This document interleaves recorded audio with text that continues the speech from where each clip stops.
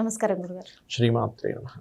ఇంటి శంకుస్థాపన చేసిన తర్వాత భార్య గర్భవతి అయితే ఆ ఇంటి నిర్మాణం ఆపేయాలి అని కొందరు అంటూ ఉంటారు. నిజంగా అట్లా ఆపేయాలా గురుగారు, లేకపోతే ఏం పర్వాలేదా, కంటిన్యూ చేయాలి? శంకుస్థాపన అయిన తర్వాత గర్భవతి అయితే కాదమ్మా, శంకుస్థాపనకు ముందే గర్భవతిగా ఉంటే కనుక శంకుస్థాపన చేయొద్దు అని చెప్తారు. ఎందుకు అంటే మనకి జ్యోతిష్ శాస్త్రంలో లగ్నం నుంచి 12వ భావం వరకు ఒక్కొక్క భావానికి ఒక్కొక్క కారకత్వం చెప్పబడింది.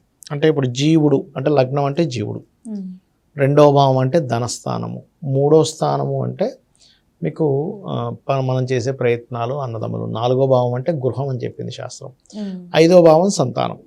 ఈ 5వ భావం సంతానానికి వ్యయభావం ఏంటి? 4వ భావం గృహభావం.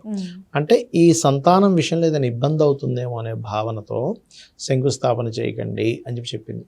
ఏది గర్భవతిగా ఉన్నప్పుడు, ఆల్రెడీ శంకుస్థాపన చేసిన తర్వాత గర్భవతి అయింది సంబంధం లేదు, అప్పుడే ఫస్ట్ సంతానాన్ని పొంది, అది కూడా ఫస్ట్ సంతానం వరకే, సెకండ్ సంతానానికి కాదు. మళ్ళీ మొదటి సంతానం అమ్మాయి గర్భవతి అయింది. అందుకే మన పూర్వీకులు ఏం చేసేవాళ్ళంటే అబ్బాయికి సంతానం కలిగిన తర్వాత ఇల్లు కట్టుకునేవారు.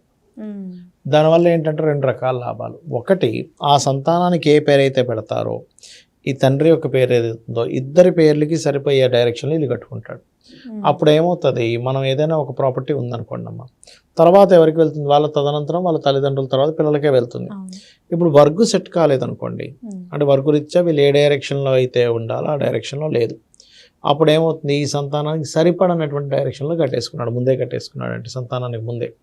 అప్పుడు తర్వాత వీళ్ళ హయాం అయిపోయి, తండ్రి హయాం అయిపోయి వీడి చేతికి వచ్చేసరికి ఆ ఇల్లు కలిసి రాదు. అందుకని ఒకటి, గర్భంగా ఉండే స్త్రీ యొక్క గర్భం విచ్ఛిన్నమవ్వకుండా ఉండడానికి, పిల్లడు పుట్టిన తర్వాత ఒకవేళ 2 పిల్లలు ఉన్నారు, పుట్టిన తర్వాత వాళ్ళ పేర్లను బట్టి, ఎందుకంటే నెక్స్ట్ వాళ్ళకే వెళ్తుంది కాబట్టి ఆ 2 పిల్లలకు, ఒక పిల్లడు ఉంటే ఒకరికో, ప్లస్ ఇతని తండ్రి యొక్క పేరుకి సరిపోయేటువంటి నిర్మాణం జరిపేటువంటి ఇల్లు, సరిపోయే డైరెక్షన్ ఎంపిక చేసుకుంటారనే ఉద్దేశంతో ఈ యొక్క సిస్టమ్ అనేది ఉంది. కాబట్టి గర్భం దాల్చిన తర్వాత ఉండేదానికి చేయకూడదు, కానీ దానికంటే ముందే మీరు శంకుస్థాపన చేస్తే సంబంధం ఏం లేదు, చేసుకోవచ్చు, తప్పేం లేదు.